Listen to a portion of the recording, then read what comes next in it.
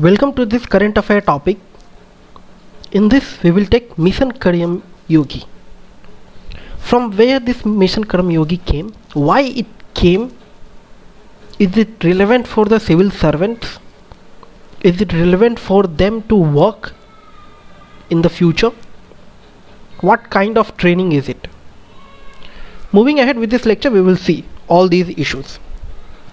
So what exactly is Mission Karmayogi? See what happened. Normally UPSC aspirants clear their exam around in their age from 24 to 27 or 28. Okay, after that, till the whole period, like after that preparation of the exam, no trainings are for them until the whole period they serve the society. And it is not only from the role of UPSC and all, they got various other fields too in their life as a chairman and all. So is it sufficient that once you got the training around 24 and 27, and after 40 years also you are working on the base of that training only? Because within that span of 40 to 50 years, lots of development happened, lots of changes have happened.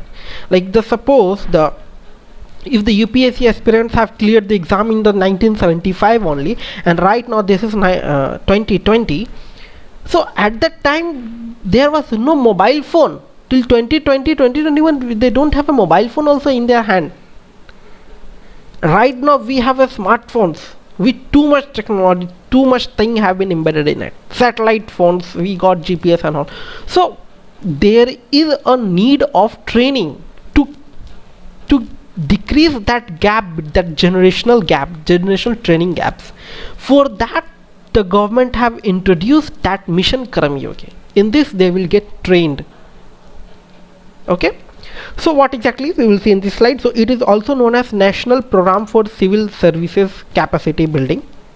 Okay, National Program for Civil Services Capacity Building, and it is a new capacity building scheme for civil servants aimed at upgrading the post-recruitment training, that is after the recruitment, post-recruitment, that after their selection for the UPSC as aspirant.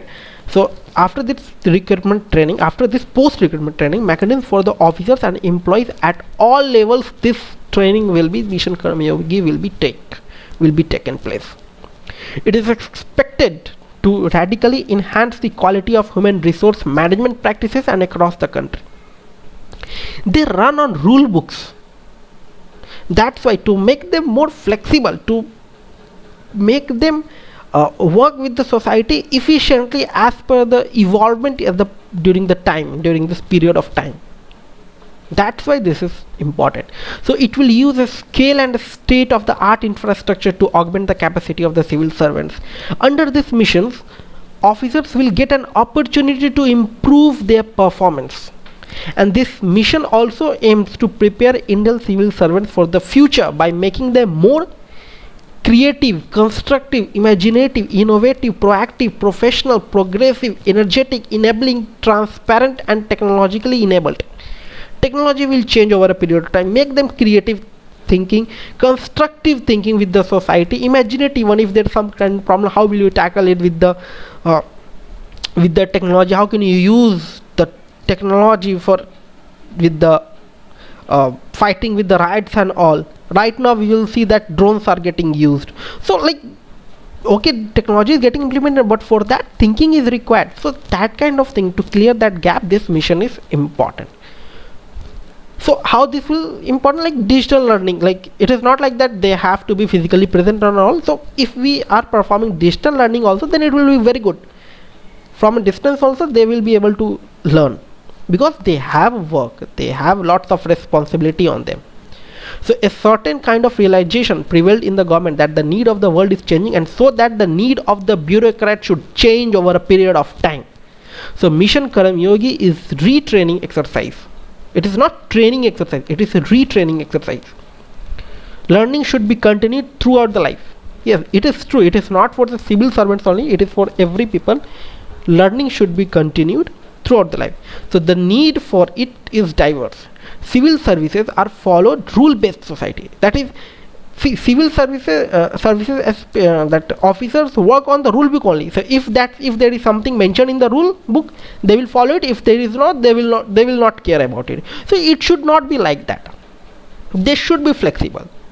Okay, because one IA officer doing multiple roles in their life, thus no linkages between the role and the competency. So emergence of silos, that is the Department of Government works in this isolation, that emergence of isolation was there, so duplicacy of work is there. So we have to remove those errors and all, and thus make this mission Karmayogi will make them more efficient.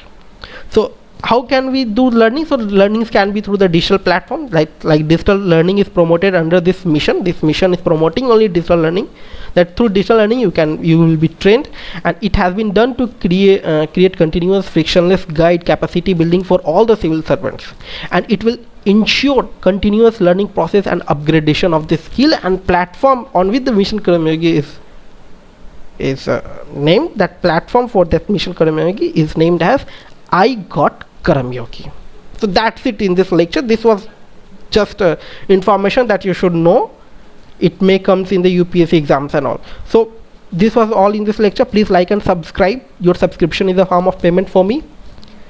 As this is a new channel, I need your support. Please give your any suggestions. You want any on-demand video lectures, feel free to ping on my Twitter handle. I will be happy to assist you. Thank you.